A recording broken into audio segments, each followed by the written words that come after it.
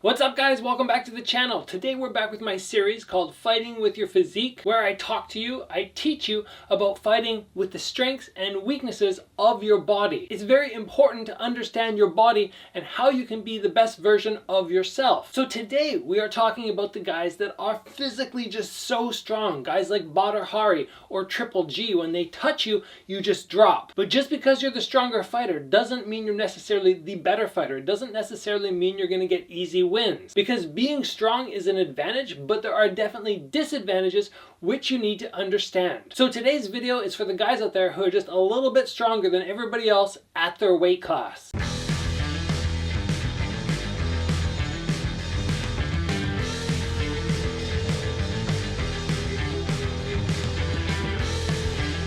Alright guys, first off, 50,000 subscribers, amazing. Thank you so much for joining the channel, being part of the community. That number just kind of blows me away. 50,000 people, that's fantastic. You know what? When we hit 100,000, I'm doing a big giveaway. It's gonna come before the end of the year. I really believe it will. And I just have so many other plans for the whole channel, just growing, making sure I'm giving back to everybody who's watching, not just with information, but I wanna help as the channel continues to build and as I sort of fizzle out in my career. As we get to the last couple fights in my career, I want to start finding ways to get other fighters the same opportunities that I have had. I'm very excited about all of it. It'll take a little bit of time. I have to structure it, figure it out in my mind, but it's something that I'm going to really use within the scope of the channel, within the influence of the channel. So once again, guys, thank you for getting subscribed. If you have not already, make sure you do that now. Give the video a like, and let's move on to talking about guys who are extra strong for their weight class. Now, as I mentioned in our introduction, it is great to be the stronger fighter, but it comes with some drawbacks. And one of those drawbacks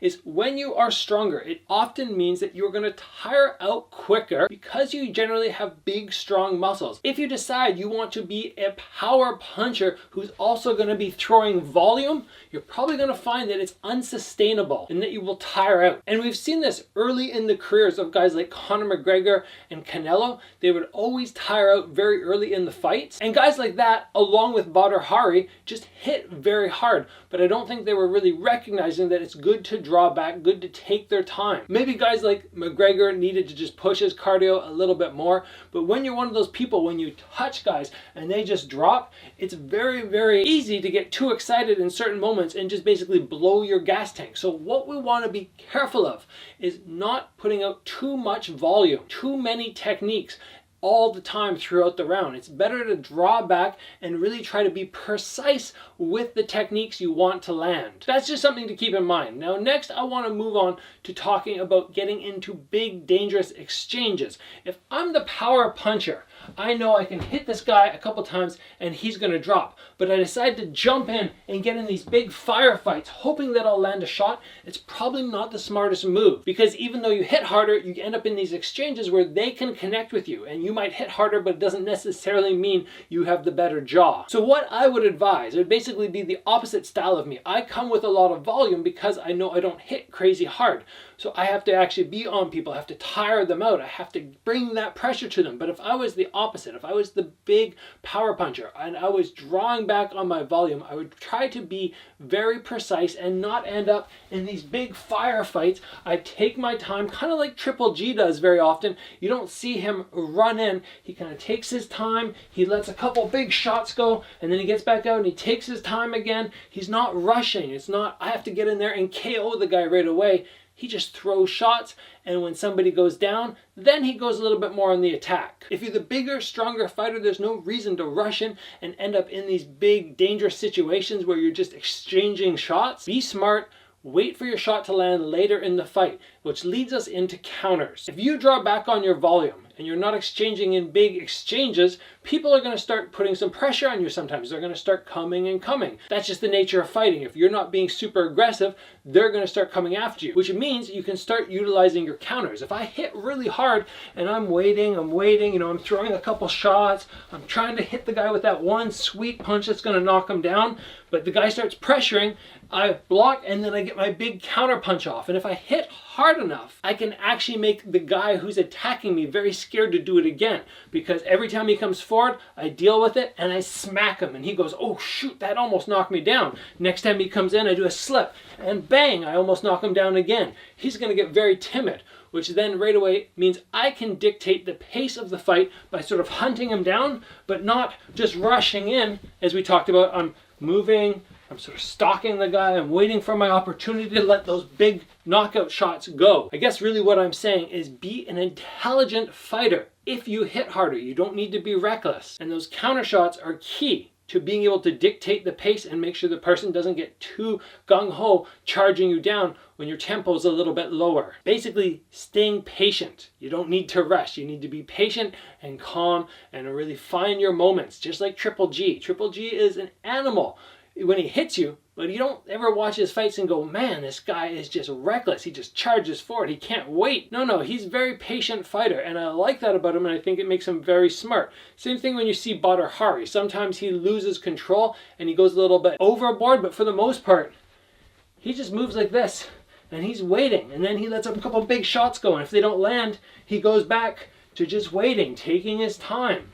His output is very low until he lets go, and then it's scary. Now, keeping in mind that if you are a guy who's exceptionally strong, it doesn't necessarily mean that everything you throw is going to be exceptionally strong. You should figure out what your most powerful techniques are. And I do this even though I'm not a big power puncher. I know that this shot and this shot for me are both very, very hard compared to my other ones. So if you are a big, strong fighter and you go, oh, okay, I hit people and they drop, and you try and utilize everything equally, but let's say your hands are really good, but your legs don't have that same power. Why are you going to throw a lot of kicks? Really get concise with your power techniques, and then once you figure out what your power techniques are, drill them and drill them and drill them. And we see this with somebody like Buakaw. He has that nice lead leg switch kick, which people say, oh, it's so hard, and he throws it over and over and over. Same with somebody like Yotsenkai. He takes his southpaw stance, he bashes his left leg in, and people's arms just get completely mangled, and he throws it over and over and over, along with his cross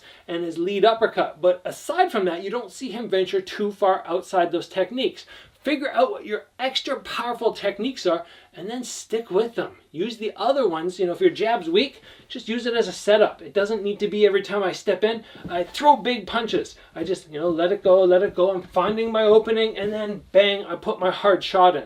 Or I set up with my hands, which aren't as powerful, and then bang, I throw my big round kick to start smacking down the guy's bicep and break down that muscle. And while we're talking about technique, what I want the stronger fighters to remember is technique. Think of that word. It's not, oh, I'm the bigger, stronger fighter, I'm just gonna bomb big punches in. We want the technique behind it.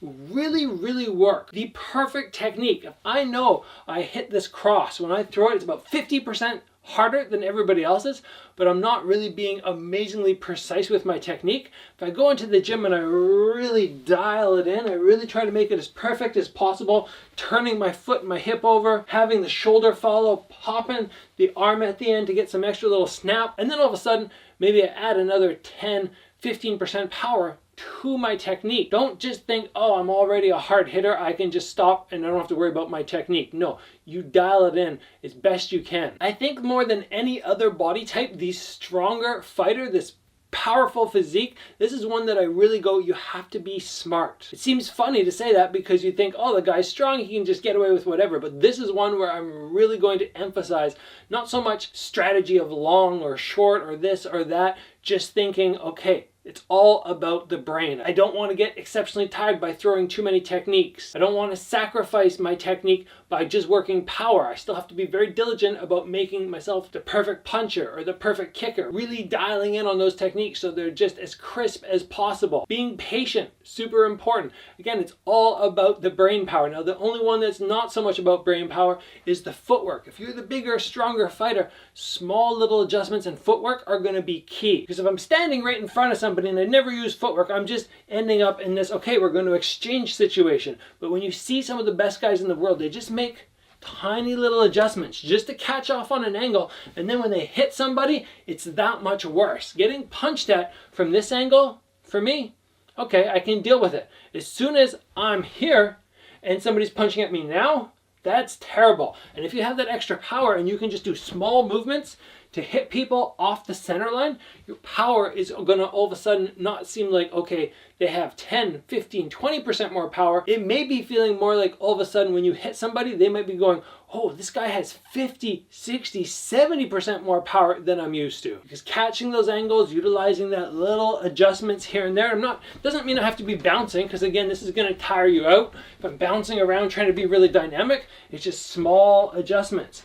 Just like when you see Triple G move, he's just getting his head around, he's taking small little steps, always being aware of his distance, and just catching angles. Something to get very good at. Now, I haven't done any massive videos yet talking about footwork drills. I will be sure to do that in a couple future episodes. But for now, as you're moving around in the gym, as you're practicing at home, wherever you are, just think, okay, small adjustments, small adjustments. I don't have to be springy. I'm just taking little steps, little steps. I step in, I throw my power shots, and then I'm out. Taking angles, making myself difficult to catch, but creating the best angle for me. This is a very interesting body type. If you're somebody who's exceptionally strong, that is amazing, good for you. It's definitely an advantage if you utilize all the tips that I talked about and you utilize brain power in your whole plan. It's a thought process situation. You're not just coming in, charge, I'm bigger and stronger. You're going to be very, very precise with everything. It makes you so much more dangerous. I was fighting a big, strong guy who hit 50% harder than me. Yes, them charging at me is scary, but what's more scary is the guy who's calculated, the guy who takes his time, the guy who knows it only takes one shot to knock me down. That to me is scary, scary. All right, guys, I hope some of the stronger fighters out there are able to utilize these, and the guys who are fighting stronger guys, you just need to understand that this is a very dangerous person, and if you can get them outside of all the little details I talked about today, you'll be that much safer yourself. When I fought somebody who's bigger and stronger than me, I try to make sure right away I put a high pressure on them and I start to really tire them out. I make them exchange with me in these big battles so that they get more and more tired early on, so their power diminishes throughout the fight. Then when we get later in the fight, it's in my territory. That's how I deal with this as the fighter who's not quite as strong. So anybody out there who's watching this video, who's wondering how to beat them, that's what you can do. There's lots of other tips too, but we'll get to that in a future episode. Guys, if you enjoyed the video, give it a like. If you have not already, join the channel, get subscribed. Let's get this channel up to 100,000 before the end of the year. I'm very excited about that. Guys, train hard, and I'll see you back here soon for another video.